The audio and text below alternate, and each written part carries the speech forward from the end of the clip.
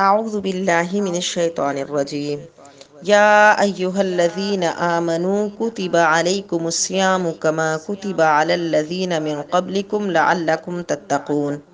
اے ایمان والو، تم پر روزے فرض کیے گئے جیسے تم سے پہلے لوگوں پر فرض کیے گئے تھے تاکہ تم پرہیزگاری حاصل کرو۔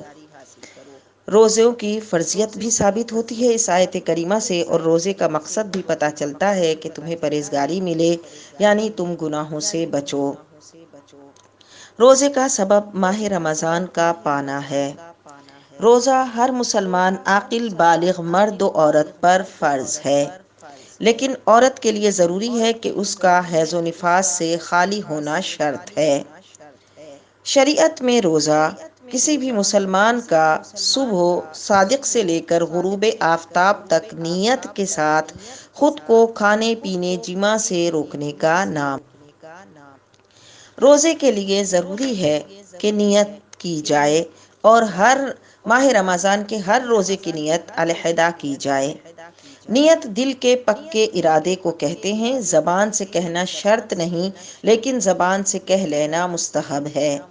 اگر کسی نے رات کو روزے کی نیت کی اور اس کے بعد کھا پی لیا تو اس کے روزے پر کوئی فرق نہیں ہوا، اور اگر سحری کے وقت نیت کرے یا دن میں نیت کرے تو یوں کہے کہ میں نے نیت کی اللہ تعالیٰ کے لیے آج رمضان کا فرض روزہ رکھوں گی، اور اگر سحری روزے کی نیت سے کی تو سحری کرنا بھی نیت ہی ہے۔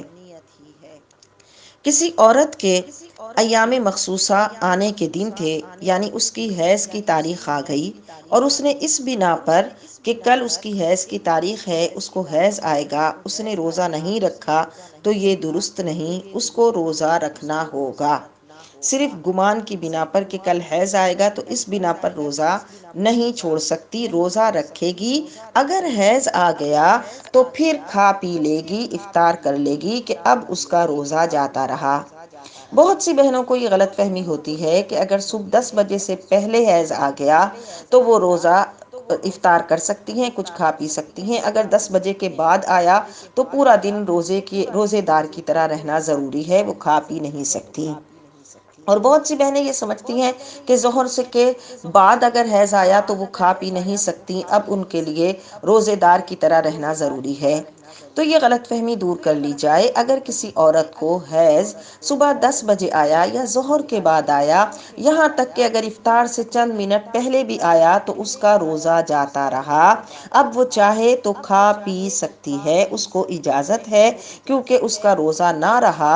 روزہ رکھنے کے لیے شرط تھی کہ وہ حیض و نفاس سے نہ ہو، اب شرط نہ رہی، تو جب شرط نہ رہی تو روزہ بھی نہ رہا، لہٰذا حیض و نفاس آنے کی وجہ سے یا حیض آنے کی وجہ سے وہ کھا پی سکتی ہے، افطار کر سکتی ہے۔ لیکن جب عورت پاک ہوئی تو پاک ہونے کے بعد جس دن وہ پاک ہوئی، مثال کے طور پر اگر وہ کسی دن صبح 10 بجے پاک ہوئی کہ اس کی بلیڈنگ رک گئی اور اس نے غسل کر لیا، تو اب اسے پورا دن روزے داروں کی طرح رہنا واجب ہے۔ اب وہ پورا دن کھائے پیے گی نہیں اور روزے داروں کی طرح رہے گی۔ اگر کوئی عورت صبح صادق کے وقت پاک ہوئی، یعنی اس کی بلیڈنگ بند ہو گئی، تو وہ اچھی طرح کلی کرے گی، ناک میں پانی ڈالے گی اور سحری کر لے گی۔ اس کے بعد اگر صبح صادق کے بعد وہ غسل کر لیتی ہے تو اس کا روزہ ہو جائے گا۔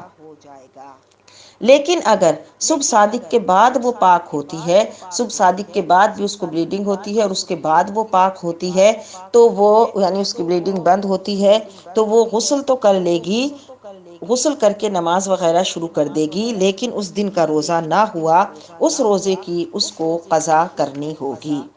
تو یہ بات یاد رہے کہ صبح صادق سے پہلے یا صبح صادق کے وقت یعنی سحری کے وقت، صبح صادق سے پہلے سحری کے وقت اس کا پاک ہونا ضروری ہے، کہ اگر اس وقت اس کی بلیڈنگ نہیں تھی اور اس نے اچھی طرح کلی کر کے ناک میں پانی چڑھا کے سحری کر لی اور روزے کی نیت کر لی اور دن میں پھر اس کو کوئی ایسا اثر ظاہر نہیں ہوتا تو اس کا روزہ ہو گیا۔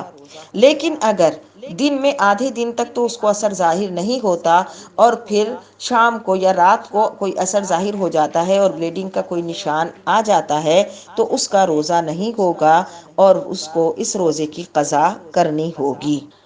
روزے کی حالت میں اگر کلی کی اور منہ میں تری رہ گئی تو اس سے روزے پہ کوئی فرق نہیں آئے گا۔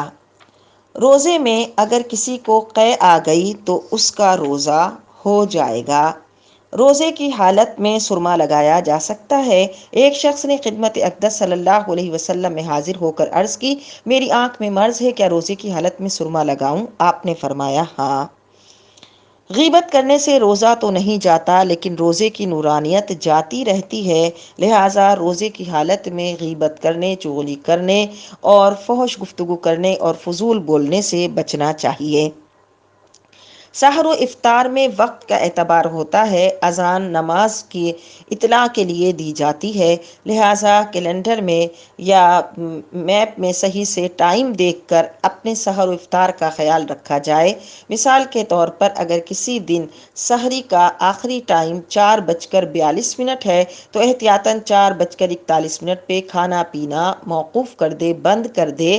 اگر 4:42 ہوئے اور اس کے منہ میں نوالا تھا تو وہ نوالا نکال دے، اگر نگل گئی تو روزہ نہیں ہوگا۔ بہت سی بہنیں اذان کا انتظار کرتی ہیں اور ان کا گمان ہوتا ہے کہ جب تک اذان کی آواز آ رہی ہے تو وہ کھا پی سکتی ہیں، تو ایسا بالکل غلط ہے، اس سے روزہ نہیں ہوگا اور روزے کی حفاظت ضروری ہے۔ اس کے لیے اپنے اوقات کا یعنی سحر و افطار کا صحیح خیال رکھا جائے۔ اسی طرح روزہ افطار بھی تب کیا جائے جب کہ وقت ہو جائے۔